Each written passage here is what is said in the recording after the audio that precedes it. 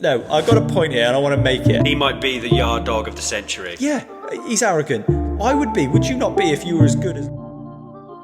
As a Liverpool fan, Brandon, why can't Arsenal or Man City win the Premier League this season? What a way to start it. Chuck it straight on you. I mean, Sunday's game, you'll have watched it. Did it fill you with confidence that either of those had sort of the nous and desire to go and win a Premier League? It was very, very cagey. When's the last time you saw Pep go 5 at the back and really try and grind out a result? To me, it just seems like he's worried. You remember that season when Mane, Salah, Firmino really got in his head? It feels a bit like that. And Arsenal, mate, I don't know what their fans are seeing for them to come out. There was a guy on TalkSport saying that they will 100% catch us. They're not convinced by us, that we're getting lucky with the late goals. They literally saved a point or saved 2 points with a late goal and aren't calling that lucky. I just think we're too strong. I think the mentality after the tragedy in the summer and the signings, the depth of squad, I think I said at the start of the season, and you ridiculed me, and I said it as almost a mistake that the title will be a breeze.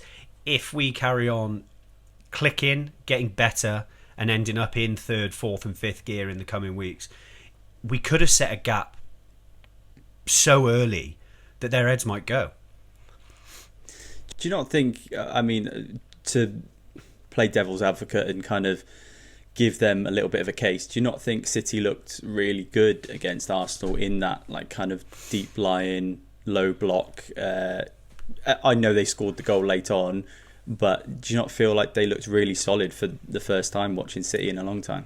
Yeah, and they've had a few sort of flashes of performances where they still look very capable of blowing a team away. Don't get me wrong. I say it with a slight tongue in my cheek. But they really do. It's a sort of a pub opinion, but they really don't look like the City of old, do they? Those games where they'd go to the Etihad or come to Anfield or go to Old Trafford and just absolutely blow you out the water, take you running around the pitch for 60, 70 minutes chasing after the ball. They don't seem like that. We talk about adaptability so much on this podcast at the moment. And Pep's tried to do something and it almost worked. But I don't know, it seems like he's now having to play catch up with everyone else when in previous years everyone's been trying to work out how to play a Pep side. So look, it's obviously so early, 5 games in. Of course Liverpool fans are going to get ahead of ourselves with 5 from 5 and we look sort of bang average in large parts of the game, but we're still grinding out results. It's the fact that we haven't dropped points yet, and obviously yet is a big statement because at some point that's going to come. It's just whether, Arsenal have got Newcastle on the weekend. What happens if they drop another 2 points or even 3? You know, it's City. I will I say would say though, Brand. Go on. I think you're a little bit overconfident with the start, and I'm not saying that the points don't lie, but I think you're a little bit overconfident, and a lot of Liverpool fans are overconfident because if I look at the two teams side by side, say take Liverpool and take Arsenal, I think Liverpool are the easier to beat, and I don't know if that makes sense to you. Yeah, you could argue that the proof's in the pudding already, that we've conceded 2-goal leads in so many games and we're letting teams back into it and we are conceding goals. So I do get your point, but I think mentality is so important, and where people are saying it's lucky, I actually think it is just that age-old, we just do not know when we're beat. There's some almost higher power, which is really controversial to say because I don't necessarily believe in that sort of stuff, but the attitude and mentality of a Liverpool side that can do that is far greater at the moment, that I believe, than an Arsenal side would be. City have been there and done it, but they've had so many personnel changes. Is that sort of still integrated into that City side, other than Pep and a few of the regulars like your Ruben Diaz's, Bernardo Silva's and players like that? I don't think anyone can really have a go at us for getting carried away. No, I agree. We've played in first and second gear at a maximum in a lot of these games, and we're still grinding out results. And in years gone by, the first and only thing people will say is that is a sign of champions. And it's frustrating for other teams, and it's frustrating at times for us to watch when that's sort of the way that we're going to win a game. But also, is there a better way to win a game in the last minute? You don't care whether you've played well or not. 3 points are on the board, and you take it and you run and hope. And I do think that we will just keep getting better and better. Yeah, it looks ominous, is what I'd say. When you start scoring goals late on, first couple of games is one thing. When you keep doing it, it's a little bit... What I will bring up to you, though, is, as a Liverpool fan, what did you make of the added time, the referee's decision to add 3 minutes at the end of the Merseyside derby? Do you not think that was a little bit fishy? I thought you were going to go down the Florian Wirtz route again then, and the hairs on the back of my neck stood up ready for a fight with you. I don't think it's an argument anymore, Florian Wirtz. He's flopped. Anyway, added time. So, obviously I was at the game. I'd had a fair few on board, and I'll be really honest with you, I was not counting how much added time there should have been. The other games where there were significantly more minutes added on, I felt like there should have been. I really don't buy into this it's only Liverpool or whatever, because there was a decent amount in that Arsenal City game, and Arsenal ended up scoring within that time. I think it was in added time. So it's not an agenda that Liverpool get more added time than anyone else. Having watched it on TV, did you watch it? Yeah. Yes. Did you think that there should have been more than 3 in that second half? There was a couple of things that I just didn't feel were right, but I think it's a symptom of being at Anfield, the crowd, the pressure, the size of the game, things like that. And, Conor Bradley, 7 fouls, no card, and then Dewsbury Hall gets booked for trying to take a free kick. That was a weird one. I have seen that back. That was a weird one. But then the minutes at the end were so strange. When you see the board go up, 3 minutes was... I didn't even think... I thought maybe 5 or 6, but 3? I mean, you only do 3 if the game's come into a standstill and it's a bit of a nothing game. Someone's 3 or 4-0 up. 3 minutes? That wasn't right, in my opinion. We've had this sort of chat amongst ourselves for a long time that added time is added time. It should be the amount that the ball is not in play as a minimum. There should be 11, 12 minutes added on in every game if they were to do it accurately. So I do find it slightly hard to believe that there was only 3 minutes. What I will say is, not that it matters on the sort of the face of integrity of the game and accurate timekeeping, but at no point did I feel on Saturday that if there'd have been 5-6 minutes that Everton would have necessarily got a result. I know you can't say that, but I felt, though, although we were poor in the second half, that we probably would have seen it out anyway. I know that's not the point, but I honestly can't. And I would love to say, nah, absolute knobheads, glad that we only got 3 minutes. But I genuinely can't remember whether there should have been more added time on or not. Moving away from Liverpool, let's talk about the biggest story of the weekend. Man United are back. We are officially back. 3 points against Chelsea at Old Trafford. Really comfortable as well against 10 men.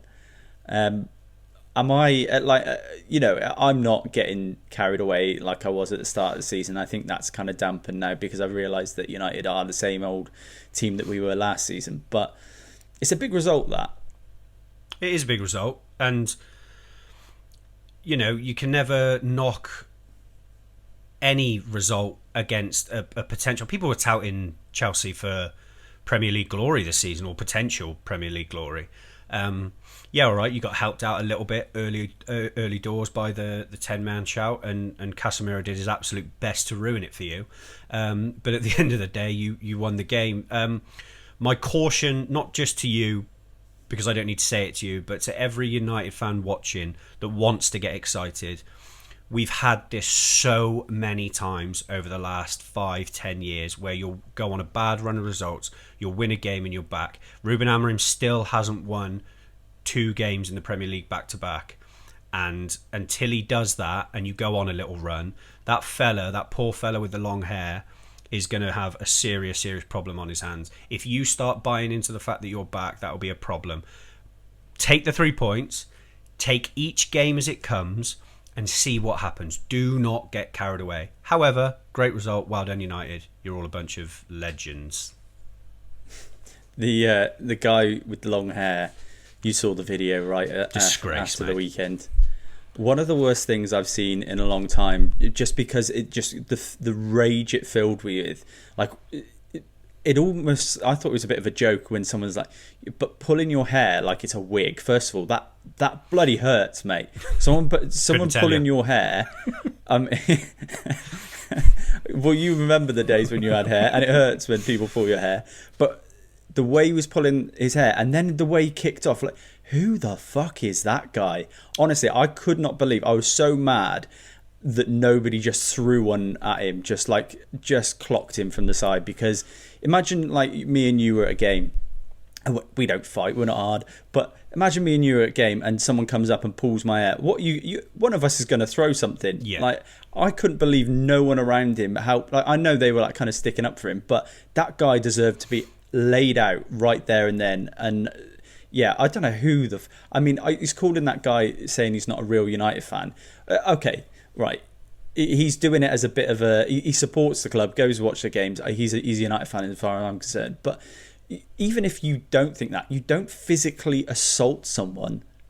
Do you know how thick especially you have a young to be? lad as well? Do you know how thick you have to be to call someone not a true United fan when he's clearly not from the area but has travelled to Old Trafford for a start, and then B, the guy is actively desperate for Manchester United to win 5 games in a row so he can cut his hair. It's not as though it's not as though he's really willing them to lose every week so he can carry on this trait. Yeah, all right, it's helping him grow on a social media platform and that sort of thing. But at the end of the day, social media pays these days. You do what you can, you find a niche, and he's done it really well. I've not seen anything from him. Listen, I'm not a big lover or follower of any United fans, but there's a few that you don't mind watching, and I've not seen anything from him that causes any animosity or shows that he's not a nice person or anything like that. So that fella clearly had a few too many on board for whatever reason, gets angry at something like that, and I just think he targets the wrong people. There'll be so many flat out tourists at Old Trafford, as there is at Anfield week in, week out. It would have been their first game, they'd have been filming the whole thing on GoPros or whatever. Target those if you're going to target anyone, and even then just leave them be. But to do it to someone that's quite passionate about the club online just screams absolute wrong. And I do hope, I don't always hope this to matchgoers, but I hope the club pick up on that, and because he seemed like he goes week in, week out, because you have that arrogance. I can speak from experience. You almost have that sort of entitlement when you're there all the time, that you look around and things. You don't act on it, but he has, and so if he is recognised, he needs repercussions. You can't just walk up to someone in the concourse and grab their hair. It's pathetic. He's a bully, mate. He's a bully, and I can't stand bullies. And how old was he compared to the fella? Insane. How old he has to be? How old is this lad? He must be like early 20s. Yeah, he's younger than 30. And he just seems so non-threatening. I think his reaction. I hope, United do the right thing. His reaction to it, he seemed genuinely concerned, almost like, why are you doing that to me? There was no fight back from him. That's even worse. When someone doesn't want to fight back and you carry on, that is cowardly. He's a bully, mate, and a coward, and I hope that gets sorted. We came together for 5 players each that have impressed us in not just the Premier League, Europe's top 5 leagues. I've actually gone a little bit outside of that, and I've gone to League One on one of mine as well, because someone's impressed me so much. The first player that's impressed you this season, give me your name. Okay, just preface this with that I have stuck in the Premier League because I want honesty on this podcast, and I don't want to act like I've watched loads of European or outside of that football. I have watched some, but not enough to gain a real sort of opinion on it. Very close to home for me, my first player is Hugo Ekitike. From signing to the Everton game, the guy has oozed class. He's got 4 in 6 in a Liverpool shirt. For someone that was potentially looked at as being a flop and will he adapt to the Premier League, I think he's just fitting right in. His work rate off the ball to track back if he loses it, his intelligence with runs, passing ability to link up play. He's got an arrogance. I don't know if you've seen this interview he's done in the last couple of days where he's asked who he likes watching and he says Mohamed Salah. They ask anyone else, he says no. And they say who's the hardest defender you've faced so far, and he says none. Whether he means that or not, to be saying things like that publicly is such a good sign for us. Aerial duels. He's got his own chant now that he's had since the Crystal Palace game, and it's stuck. He's just becoming a fan favourite, and it says a lot for me that no one is screaming for Alexander Isak to come straight into the team after signing for 125 million. We're all absolutely fine with Hugo Ekitike being there, and I can't see any reason why he won't score bags of goals this season. Yeah, can't disagree with that. I mentioned to you, I think a couple of episodes ago, how impressed I am with him. I think he's been a brilliant signing. You hit the nail on the head. The fact that nobody's, pressuring Liverpool to try and get Isak in the side because he's doing the job so well already. That's a great sign, and what a signing. He's 23 years old as well, and looks worth every penny. I agree. My first one, I've gone with Erling Haaland. Did you know that this is Erling Haaland's worst ever start to a Premier League season? He has 6. He has 6 goals in 5 games.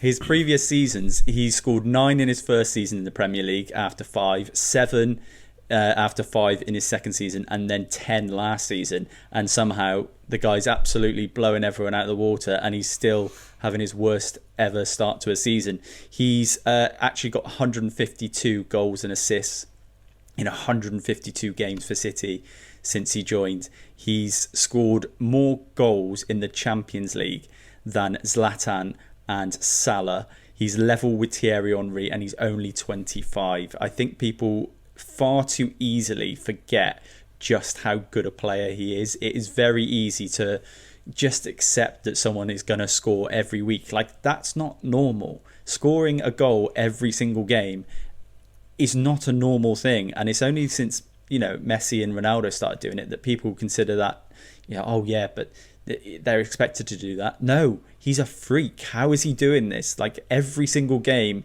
you rock up, you expect him to score. I think he's an absolute joker. But I actually think I want to say it, and I don't want to feel like I'll take it back, but it feels very in the moment. But is he just the best striker that we've ever seen in the Premier League?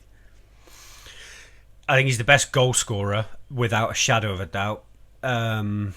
And he's got a very good shout of being the best striker we've ever seen. Do you know what really bugs me, but obviously is unbelievable, is that whenever you see a stat about Erling Haaland, his goals and assists or games to ratio, no matter what club he's been at, is almost 1 in 1 or is 1 in 1. To have that, like you said, scoring that many goals so consistently, he's inevitable. It's boring as a rival fan, but my God, you'd want him. You just want him, even if he's not. I think that's it. You just want him. You're right. It's boring, isn't it? Yeah. How boring is Erling Haaland scoring a goal? You see, you're not watching the football. It's a 3:00 kickoff with City. You've stuck it on flash scores. You see City go 1-0 up. You know who it is. Yeah, I think I listened to someone on BBC Radio 5 Live, and I reckon this is going back 10 years ago, and I remember someone saying that the best sportsmen, the ones that reach the very top, are robotic. And anyone who becomes robotic, who's just super clinical, super refined, does what you expect them to do at the highest level continuously, becomes the best player or the best. They were actually referring to golf at the time. And I remember them talking about it, and I was like, that's always stuck with me. And then when you saw Ronaldo, just constant, like, he is a robot, just scoring goals, headers, volleys, left foot, right foot, everything. And then Haaland comes along and he's just a robot. And then Rodri won the Ballon d'Or last year because he was boring, but he was robotic. He didn't lose the ball. He kept things going. He was just perfect in every different dimension that he was expected to be. So that's what I think of Erling Haaland. I think he's a robot. a robot monster loving goth that knows how to score goals. Yeah, I agree. So he is. Who's your second player who's impressed you this season? So I've gone with Alex Scott. After watching him last season, I never thought. I know you've been a big fan of him for a while. I never thought I'd have him in a list of top 5 players that would have impressed me. But I'm starting this obviously in the summer with England under 21s at the Euros. To be in a midfield alongside players like Elliot Anderson and James McAtee and still stand out is very impressive. And his start for Bournemouth, he scored a screamer. Forget who it was against. But he seems almost like integral in that Bournemouth side now. Makes them tick. They're doing so well, and I've said it before and I'll say it a million times. You need to have a decent spine in football to do anything, and I think he really contributes to that. I would be, if he has another season, or if he continues the season like he does this season, I'd be very surprised if some of the bigger boys aren't sniffing around him because of his age and his technical ability. He's going under the radar a little bit with sort of your generic online football fans, but I think he's a really, really good player. I'm such a fan because, again, you're right when you're talking about people don't recognise him maybe on social media and stuff. It's because he doesn't score goals. If he started scoring goals and got assists, all of a sudden people start recognising him. But when you watch him, just watch him play. Watch him with the ball at his feet. He carries it so well, doesn't he? And he protects it. And he's got that really nice edge to his game. Like you're not surprised if he goes flying into a tackle. And there's this kind of like mould at the moment. Like Tyler Diblin reminds me a little bit of the same, where they're just really robust midfielders who can carry the ball but don't mind getting stuck in. And I really like that in him. Yeah, he is fearless. And when you're talking about the under 21s, people I think didn't give that England side enough recognition, particularly the midfield, because obviously Elliot Anderson got that call up to England and deservedly, but Alex Scott almost went under the radar. I think Alex Scott is a player that if he continues this form and he grows and maybe adds a couple of goals, which he has scored this season, then that is a future England player for me. Yeah, I don't disagree. He's got the elements to the fundamentals to improve, and he's got everything a midfielder would want if he can hone in on that and keep improving his game week on week, season on season. And like I said, I think at some point, you've said England call up, I think one of the bigger boys will be sniffing around him. It wouldn't surprise me if both of them happen, to be honest. Yeah, and Bournemouth obviously flying as well, so he's been a big part of that. Yeah. My second one, this is really out there, Harry Kane. And I'll ask you the question rhetorically, and then I'll ask you to answer it at the end. But I think Harry Kane's the greatest striker that England have ever produced, and I think his goals, the way he is becoming even better every year as he gets older, I think adds to that. A lot of players, you've seen these great players come through, these great strikers England have produced, but maybe they're finished as they get a little bit older, or maybe they're not hitting those same levels. He's 32 years old and he's almost in the best form of his life. Stats here on Harry Kane: 282 goals in the top 5 leagues in Europe. He's got more goals than Karim Benzema in 164 fewer games. He's got more to his game than someone like Lewandowski. I think he's got more to his game than Luis Suarez had. And then when I look, is he the best striker that England ever produced? Is he the best striker in the world at the moment? Is he that far apart from Erling Haaland in the sense that he has got that bit more to his game? He drops deep, we know that, and people, particularly England fans, get frustrated about it. He does it for Bayern. He drops deep all the time for Bayern, and he has no problem scoring a hat-trick. So it's not a Harry Kane problem. It's definitely an England fan's perspective problem. 10 hat-tricks for Harry Kane in 103 games for Bayern Munich, which is absolutely insane. He's scoring a hat-trick every 10 games. He's got 127 goals and assists for Bayern as well. I actually think he's the best finisher in the world. A lot to unpack. First thing I'll ask you is, do you think he's a better striker than Wayne Rooney in England terms? If I'm looking at a career, yes, he's a better striker. If I'm looking at who's the better player, Wayne Rooney's the best player that England have ever produced. Yeah. So I'm not considering Rooney in that sort of sense, because Rooney's career spanned over being a striker, being almost a midfielder at times as well. A lot of the times when he was playing for Man United, he didn't enjoy actually being that lone striker as well. So whereas Harry Kane is your natural number 9, out and out number 9. So that's why I say I think he's the best striker that England have ever produced. Yeah, there's a weird sort of, I don't know what it is really, over the years. There's sort of become a bit of needle with Liverpool fans and Harry Kane from a domestic point of view. So you always have that sort of inherent little bit of bias against him. Oh, he's a diving, dribbling, whatever. Dribbling as in dribbling, not with a ball. There's no denying his goal scoring capabilities. He's lethal. Anyone would be lying if they said that they saw Harry Kane on a team sheet, regardless of his age, and thought, oh, it's all right, they've only got Kane up top. He will score goals from anywhere, outside the box, inside the box, headers, lethal with a penalty, free kicks he scored in the past.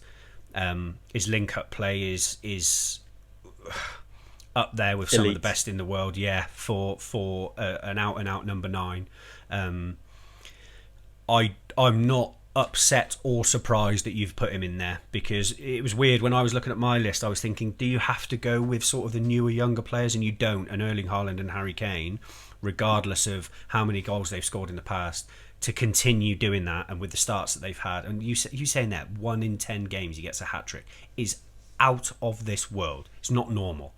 I don't care if people say that the Bundesliga is a farmers' league and all that sort of stuff. You still have to score those goals, and to be doing it that often is a joke. So yeah, he's doing it in the Champions League as well. So which like when people say stuff like that, he did it in the Premier League. He's doing it in the Champions League. He does it at the highest level. So scoring that amount of goals in the Premier League and the Champions League negates the fact that he's in the Bundesliga scoring goals. I don't have the information, but I would argue and say that there are potentially elite strikers of our generation that have never scored a hat-trick in a competitive game, or have only scored a few. I can't think of any off the top of my head, but I would say it's such an outrageous stat that hat-tricks aren't as common as people would like to believe. So to score that many is ridiculous. Yeah, again, it's something that we've been a little bit conditioned by the Messi Ronaldo hat-tricks during those like sort of 10-year period where we just expected it from a player. But scoring a hat-trick, scoring 3 goals in a game, that's a really tough feat, and he does it once every 10 games. It's a joke. Absolute joke. Ridiculous. Who's your next player? Okay, I've gone with Wilson Isidore, Sunderland, up top at Sunderland. Now, he hasn't had the sort of career path that you'd expect to end up bagging 3 goals in the opening 5 games of a Premier League season for a promoted side. He's at the likes of like Lokomotiv Moscow and things. I was going to say, he's been in Russia, hasn't he? Yeah, and so typically if you're looking at a player that would have signed straight from one of those sides to a Premier League side, you're going to think that they're going to struggle. To do it after not having, I don't think he scored more than maybe 14, 15 goals in any of those leagues where he might be like one of the better players in the league. And he's had a career over sort of 7 or 8 years at different clubs. He scored some really important goals already this season. Winner against Brentford, equaliser against Aston Villa, which is any points for Sunderland at this stage of the season are massive. And I think he's looked really good. He's hungry. He's good in the air. He's very good with his feet. He's quick. And Sunderland have got an abundance of players because they've signed God knows how many over the summer. So I think he might be really important for them this season if he stays fit. I still am backing them to stay up after a lot of people wrote them off straight away. But yeah, to score 3 and 5 at a club like Sunderland where you'd have expected them to struggle, I think is a good start, and he has impressed me. It's not just the goals. I think the games and highlights that I've watched him in, he's looked a really tidy player, which surprised me because I didn't watch much of him in the Championship last season, and I don't think he had an overly successful goal scoring season. So it's sort of one of those maybe purple patch starts, but he's looked good whilst doing it. Yeah, I watched Sunderland a lot last season in the Championship, and him and Mayenda really impressed me. I think you're right. I mean, he didn't go and score 30 goals last season in the Championship, but the goals he scored were really important, and he is a top finisher. He's a Premier League level finisher, and there's no doubt he can survive at this level, and he's proven it. So yeah, I think it's a good shout. And do you know what? I might have included him as well. I just don't know whether Lebris is going to keep playing him, because they obviously signed Brian Brobby for big money. They've got Mayenda there, who's very promising, and I think possibly even has a higher ceiling than Wilson Isidore as well. And then you think, like, is he going to get the starts that he needs? But when he's popping up with that goal at the weekend, by the way, do you see the assist? Yeah. Granit Xhaka. That is one of... Oh, that's such a good pass with his head. It is so... Oh, it's just so beautifully made. I loved it. And Xhaka's the bit of like experience in there, but people forget he's got quality, and that he looks really up for this season. You know, Granit Xhaka. He does. He looks really up for keeping them. It's up a fantastic signing. Yeah, it is. It really is. Yeah, I think it's a good shout. My third one is the next big thing in world football. And if you've not heard of him, or if you've not watched him, this is your call to go and do it now. Nico Paz of Como. Now, what Cesc Fabregas is building at Como is really interesting. It's really exciting.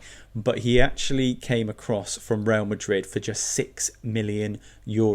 He is, I guarantee you, the next big star in football. When I want to find a player who's, you know, really promising, really great, I'm looking at someone who maybe pops up in a couple of moments when they're young, and you think, oh, do you know what? He's neat and tidy. This guy does it almost every week. It is 4 games in. He's scored 2 goals already this season, 3 assists. He's got 2 Man of the Match awards as well in those games, and he's got 1 Serie A Rising Star of the Month award. This guy is going to the very top. He's an Argentinian who came through at Real Madrid, and Real Madrid, I am sure, have got some sort of buyback clause in that sale, because €6 million is the biggest steal of the century if they've let him go without that. I wanted to include him because I think this is probably the last time that anyone is going to be listening to the name Nico Paz and thinking, who is he? Because I promise you, if he doesn't go back to Real Madrid, he's going to be at a massive club next season. I think he's the very best. I would say he's the closest thing to Cole Palmer out there that isn't Cole Palmer. Cole Palmer's quite a unique player, but Nico Paz is very similar. Left-footed, can dribble with the ball, can take players out of the game completely. He's got lovely little half-turn drives, but his strike, he has got a wand of a left foot. I was watching Como versus Genoa the other night, and I wanted to watch Nico Paz. I was excited to watch him, and inside 20 minutes, he popped up 25 yards out, slammed one into the top corner. He's a joke of a player for his age, and I think, yeah, the next big thing. I had only, after you and Vince watched that game and then we recorded afterwards and you'd mentioned Nico Paz, I hadn't seen a single minute of him play. So, as you do, go and have a little look at highlights and things. And they're always over the top, weighted towards the best bits. But you can just see on the eye, passes the eye test. And then I think the next game, was it 2 assists he got in the next game after that? And yeah. So when you'd asked me to do the 5 players around the leagues, and I was sort of looking around, I couldn't actually see many outside of the Premier League that I'd be confident in saying, but I wanted to add in Nico Paz just purely on numbers for the start that he's had. So I'm glad you've put him in, and I'm glad you brought my attention to him, because there's nothing better than sort of seeing a player well before they've reached their true potential, and you can say, I knew about him before he got big. And it's very clear that he's got the ceiling to go and smash it at a big club. Real Madrid will probably just tap him up and get him on a free again, and then, you know, there's got to be something there, because you don't let someone of that quality go for €6 million. Like, no, they're not stupid. Real Madrid will have a buyback clause, and what I will say about Como is, though, when I've watched them a couple of times this season, and they are they are a football lover's dream, because what Cesc Fabregas is doing there is he's implemented a style of play that is so pro football. It's pass and move, but pass forward. Like, nobody's passing backwards. Everybody's looking for the pass forwards. When you've got a player like Nico Paz, who's kind of central and picking up the ball in the spaces, in the pockets, that's why it works so well, because he'll receive the ball. He's impossible to get off the ball. You can't get him off the ball. You can't knock him off, because he'll just turn you and jink you the other way. He is like Cole Palmer in almost every sense. If he can add more goals, then yeah, that'll be where everyone stands up and takes notice. I think he's top bracket. Yeah. Is Cesc Fabregas who's your next one? A better manager than Arteta? No, I think Arteta's a brilliant manager. Right, okay. This is where me and you, I think, would always disagree. I think Arteta's a fantastic manager. Lego-headed knob. My fourth player is Mark Gay. And again, I'll list some of them you might not think is set in the world alight, and people might want some really exciting young talent that's untapped potential. But what a professional Mark Gay is. After that deadline day saga, it would be so easy, and so many players would have just down tools, thrown a strop, not wanted to perform, contribute in the same way. He's been man of the match 4 times this season, including international duty in the Serbia-England game. To pick yourself up, I'm not going to say it was his dream move, because I don't know, but I would say to go and play for the Premier League champions and a step up from Palace to Liverpool would have been a huge thing for him. And that collapse with hours to go, minutes to go before the deal sheet deadline and all that sort of thing. The professionalism to contribute a goal in that time, to be so comfortable and dominant on the ball as a centre-back with the ball at your feet. He's an unbelievably clever defender. I just think he deserves so much credit for I know he's Mr. Consistent. I know we all know how good he is. But the context of having to deal with that move collapsing and still performing at such a high level. And Palace are flying as well. Going back to sort of the Alex Scott and Bournemouth thing, they're contributing to these teams that shouldn't be anywhere near where they are, realistically. But they are. And he's a massive part of that. And I think he deserves huge credit for it. I'm gutted we didn't get him. Yeah, you can see why Oliver Glasner felt that he was so important that he would have left the job if he'd have been sold. Like, yeah. He is that good. He is that integral. Yeah, when it's calmed down, you absolutely can see it. And to be perfectly honest with you, I think that them keeping him is more important than them getting the 30 million for him. 100%. It's something I think we discussed at the time, and I said they're better off. Because who do you sign for 35 million who's even close to half the player that Mark Gray is, and also that understands the system, the role that he plays in that back line as well. You know, when you play a back five, it's important that every player understands how your manager wants you to play. And Mark Guay's, I think he is. I actually think, weirdly, I think Maxence Lacroix is my favourite of those 3. I know Chris Richards is having a really good time as well, but I think Maxence Lacroix gets maybe overshadowed by Mark Gray, and I think he's arguably maybe, could he have the highest ceiling of the Palace backline? Yeah, potentially. He's got more about him, hasn't he? Mark Gay's so very consistent. You can see him dropping a 7.5, 8 every single game. Lacroix's got just something different about him, and he's still young, isn't he, Lacroix? Yeah, I think it was one of those when I looked at his age last season, because I thought he was brilliant last season, and I did a video on him, and I was looking at his age, and I think at the time when I was looking, he was like 23. Yeah, I couldn't believe it, because I feel like he's been around for ages. But yeah, Mark Guay's a top professional, and you're right, he's had to deal with a very difficult time. But at the same time, let's not pretend that he's suffered a massive loss to his family or anything like that. He thinks he's going to get a deal that's going to pay him 250 grand a week. Instead, he's sticking with 150 grand and playing for Palace. Like, it's not the end of the world. Professional all the same. Carry on, sir. My fourth one is, I think this player is probably the most Marmite player out there at the moment. Noni Madueke is someone you either love or you hate, and I can tell your reaction.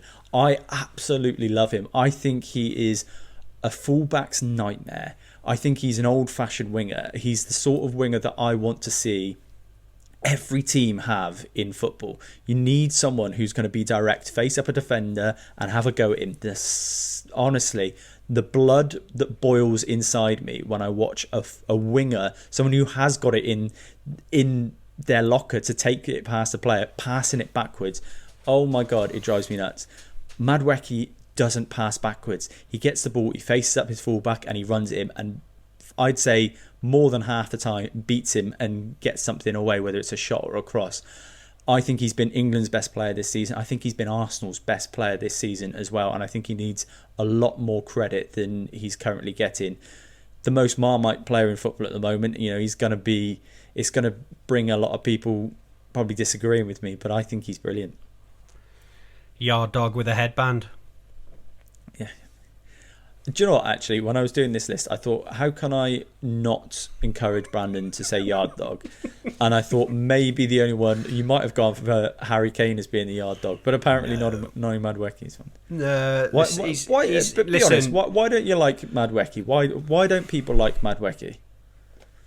I don't know. I think his personality at Chelsea gave off the vibes of sort of the belief of Ronaldo, the ability of Pepe. Nicola, not the Portuguese defender. Because Pepe's good. Yeah, I know, but he wasn't at Arsenal. Do you know what I mean? He was he was one of those players that thought he was the best player on the pitch, but he never really contributed massively. I can see it with Madueke. There's something about anyone that goes to Arsenal I just cannot stand. I hate him. I hate all of them. So you're saying you're biased? Yeah, massively. Massively. And some players... You can't see through your bias. No, and some players you cannot do that for. I don't care who it is. You look at Vince, who was on the podcast last week, and Mohamed Salah. He can't stand him. And he'll tell you that he's the worst, best player he's ever seen, all that sort of thing. And that's fine. People are allowed to do that. And anyone that goes to Arsenal or plays for Arsenal, just they're so emotional. They're so... like the Newcastle fans midweek sort of geeing on every throw in and tackle. I feel like Arsenal fans are just like slightly better than that in terms of their fan base and the way that they go on and stuff. And all the players lap it up and they're all on social media. They all read it all. They get bought into the fact that they're the best team in the world, that they don't actually fucking win anything ever. And Madueke seems another one of those. He's got the arrogance of God knows who. And he's a good player, but is he going to help win him a league? I don't think so. But people talk like you fucking talk about him like he's going to be the next Messi. Yeah. No, I just think. No, I just think we should reward footballers who want to go and grab the game by the scruff of its neck, and I want players who want to pick the ball up and be arrogant and take it past it. When did we become this kind of this boring nation of people can't express themselves, otherwise they're getting too big? Do you know what? That is English of anyone us. can. No, I've got a point here and I want to make it. And this really grinds my gears, actually, because this is England in a nutshell. And Stormzy said it, don't get too big for your boots. As soon as you become something a little bit better than what you're supposed to be, I don't like that. It's tall poppy syndrome. As soon as somebody acts a little bit confident, we don't like it. We want to knock them down. He's an England player, a top professional, a top athlete. And yeah, he's arrogant. I would be. Would you not be if you were as good as Noni Madueke at football? Would you not be confident and arrogant? I'd be more than that. I'd be insufferable. I would be unbearable, even more than I am now. This makes me sick, actually. 1-1. Who's your last one? And a genuine yard dog, but a good one. Christian Romero. He might be the yard dog of the century. So far, you've used the term yard dog for bad players and good players. Where do we stand, Brandon? Where do we stand? What? And a rapidly inventive right. There's not many comments. I will just remind you, there's not many comments in our comment section on YouTube, but the comments are pretty much always someone saying something about you saying yard dog. The people are sick of it. Yeah, I know, and they probably are when you're comparing a lively, inventive right winger to a centre back. as the same the same thing. Right, he is a disciplinary nightmare, Christian Romero. But since he's taken this captain's armband and under Thomas Frank, all right, he's had 2 bookings, but I actually think that's an improvement for him over the course of the season to only have 2 in 5. He was usually sort of nailed on to be booked or sent off every week. I'll bang on about it again. Spine-wise, Tottenham have got a very good central line, right from bottom to top, and I think he has matured somewhat. He still gets involved, but with that captain's armband, I think it's a genius move from Thomas Frank because he's so important to them, and he almost can't do that now because it lets the entire team down as well as just himself. Spurs have had a start far better than anyone would have, I think, accounted for after last season's sort of Premier League nightmare. And again, he's contributed to it. I thought he was off, I thought he was going to be off. It didn't seem like he was going to stay, and then sort of a full 180 to come back and be captain. If they're going to carry on and do well this season, he's going to need to keep himself calm and not barking around the back line. But they got a good defence, Tottenham, and he is a leader. He just needs to keep it calm. Because that's the one thing I worry about him, is that any given moment he looks like he could spiral out of control, but for the moment he's keeping it under wraps, partially. Yeah, but he's impressed me. I think the captaincy it suits him, and I think it's probably given him a bit more responsibility in the sense that he needs to taper his emotions sometimes, and what he does do is plays right on the edge, and I don't mind that from defenders. Play right on the edge, tough tackle, make a striker a little bit uncomfortable. I think that's great. And I don't think he's actually had as many red cards as some people think. I think it's like, I know he has red cards and he's partial to a yellow as well, but I think his disciplinary record is not as bad as some people make out.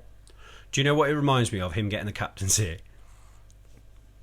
Do you remember in school when you had the really troubled kid and the teachers thought it'd be a good idea to make him a prefect or something to give him the extra responsibility? Yeah, that's what it felt like it was, but it's worked so far. And he's so important. He's so important to them. I think he's a really, really underrated defender. Forget everything else. I think defensively he is fantastic, and I know he's got Mickey van der Ven by his side that can bail him out if anyone ever gets him behind, but he reads the game well, and it wouldn't again surprise me if, although he is Spurs captain, if someone else comes in, because he doesn't strike me as the most loyal of people. He could end up going abroad and earning a shed load of money, but if he stays there, he'll be all right. It's a good partnership, I think, him and Van der Ven. So yeah, one of the better ones, I think. Yeah. My last one is a little bit out of pocket because he's not in Europe's top 5 leagues, but I think this guy is the best winger in League One. He's the best winger that I've seen at that level this season, and he's not just the best, he's by a mile the best. His name is Amario Cozier-Dubry. He plays for Bolton. He's currently on loan from Brighton, and if you haven't seen him or had the chance to see him, don't go and watch his highlights, just go and watch the cleanest goal you'll see this season. It is the most emphatic finish for a 94th minute equaliser you'll ever see. It's against Leyton Orient, and take that time right now, if you're listening to this, to go and look up that goal, because it is an absolute thumper. Wallops it in the last minute to equalise for Bolton. I think Bolton look really good this season. I've watched a couple of games, but he's stood out to me in every game that I've watched. When you look at sort of players, if I wanted to compare him, he actually came through at Arsenal, and the player that he kind of reminds me of the most is someone a bit like Ethan Nwaneri, that he has got that nice close control.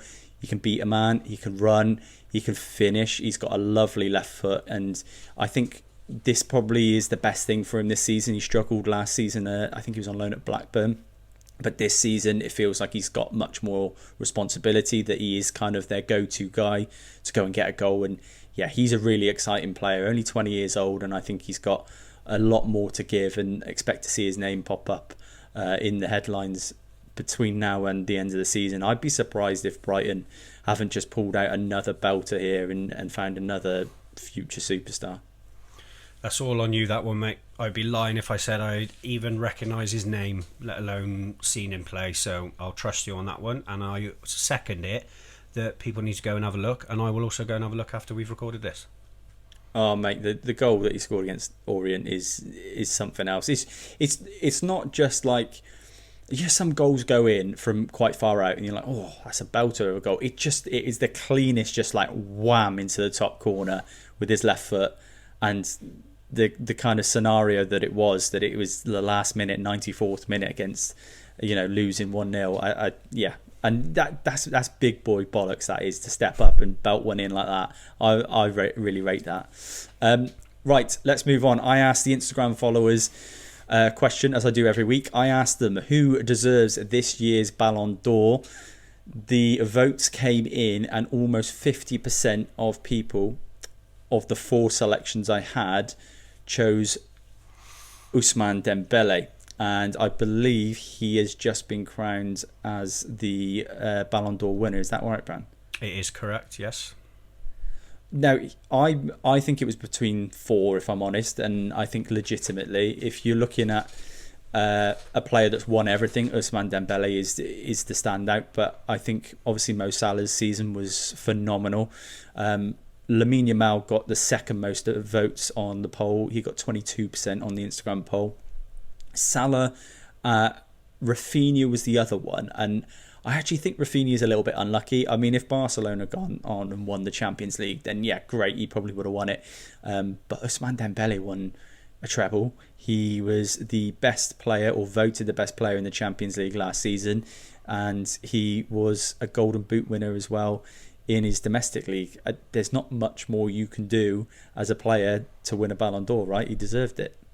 Yeah, I've literally just done a video on my TikTok before we recorded this about how gutted I am for Salah, and I'm not usually one for individual awards and celebrating them, and it's not because I don't think that Dembele didn't deserve it. I just that's a Liverpool fan wanting Mo Salah to get some really prestigious award for his efforts over the last 9-10 years at the club, but you can't argue with Ousmane Dembele's season. We know that we know that these sort of voted competitions or awards or whatever is heavily weighted with the Champions League in mind. There's no doubt about it. And if you're going to win it and you're going to be the player of the season, you're pretty much automatically a shoe-in to be favourite for the Ballon d'Or. And then on top of that, domestically, the goals and the assists speak for themselves. So I don't really think there's any argument against him winning it. I'd have loved for Salah to have won it. And I did say on my TikTok, is he too old to win one now? And I think he probably is, with the likes of your Lamine Yamals and players like that coming through. It's sort of maybe one season too late for him. Did you see who got third?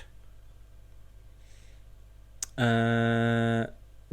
Who was it? Vitinha. Do you know what that is? That'll be some weight in the Nations League. Obviously, helped Portugal win the Nations League, so that'll be a big factor as well. And Rafinha ended up fifth. It went Dembele, Yamal, Vitinha, Salah, Rafinha. I think Desiree Doué was worth a shout as well, but yeah, you can't argue with Dembele. I don't think anyone, if another player from PSG had won it, I think that would have been a disgrace. So yeah, I thought it was well deserved. Moving on, day one FPL. Just a quick shout out to the top 3, and these 3 have kept to the rules, although number 1 is under investigation. Yeah, top at the moment is Ejiofor John. He's got 341 points, which is phenomenal considering you can't change your side. Hamza El Sharif has got 326 points, and third is Rob Devereaux with 324 points. Really tight. Nice. He's under an investigation, Ejiofor John, because I did go back and I saw someone look like they'd been substituted, but I'm not sure. I will have to conduct more scrutinous investigations and find out, and I'll let you know. What a name, by the way. Ejiofor John. What a name. Oh, mate, there's some belters in that league. There's some absolute belting names. Weekend treble. Brand, you won yours last week. I did not. So you take a really healthy lead. Now, we both won 3 out of 6, is it now? So half the time we're winning, which is really good going, to be fair. So we're both comfortably in profit, but you won yours last week. What is your weekend treble for this weekend? Because I've got a little bit of a lead, I've gone bold again, which I think is going to be a theme running throughout the season. I have got Newcastle, Arsenal, both teams to score. Real Madrid or draw, the double chance in the Madrid derby. And then Bradford to beat Blackpool straight. That is £10 on and £46.62 back. You're trying to kill me here. I am. I don't mind those shouts, even though Arsenal conceding. I don't know. It is at St James. Yeah, that is something to consider. But I think Newcastle have been terrible this season. But I think you're doing it really well this season because you're going high odds and hoping that you win a couple here and there, and that takes me out because I'll almost need 2 to beat your 1. So yeah, my one this week is Man United over 1.5 goals away at Brentford.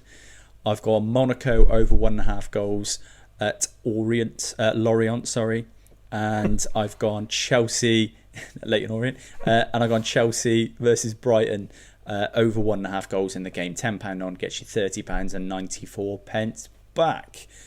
We are officially paying you to listen, and we can say that, and we can say that with our chest band, that we are absolutely nailing these weekend trebles this season. So why not back us, or just listen if you want to, have fun. Can I just say on these weekend trebles, just in case anyone has made it into 55 minutes of this podcast, or if we do clip it up on socials, we are fairly experienced gamblers. I'm not saying we're successful, but we're fairly experienced gamblers in the sense that we tend to do research and things. If anyone's watching this and thinks, £10 on to win 46 or 28 back or whatever, these are the ones that consistently over the course of a season will put you in a percentage profit. Yes, you can put a £10 accumulator on and try and win 1,500 quid the other week like I did, but they don't happen very often. All right, you want your little ones to build, and if you're looking at this and think, oh god, yeah, they're paying us to listen, but it's pennies, you think how many we have won, and if you follow us throughout the season, if that carries on, you're going to be in a very healthy position. So don't write it off, give it a look, do your own research as well. If you like one of ours, back it. If you don't back one and back the other one, but just keep with it because they are decent little bets. Yeah, and we're proving it. 6 out of 12 bets from us this season have come in. So yeah, flying. Right, if you want to, at this point, and you're really happy to, and you really want to show us loads of support, like the video and subscribe to the channel because you'll see us every single week right here. If you want to see all the best bits, you can go across to @waslfc. That is Brandon's TikTok. He's got loads of Liverpool content if you're interested in that. If you're interested in just football content in general, mine is @AlexGoalposts. I'm also @AlexGoalposts on Instagram as well. If you want to listen to the show, then you can just listen to the show on Spotify. You just have to search for Alex Goalposts and you'll find us. Thanks once again for joining us. Thanks, Brandon. We will be back next week, next Wednesday and every Wednesday until the end of the season. Thank you ever so much, guys. Listen, we really appreciate this. Thank you for making it this far. Thank you. Bye. Bye.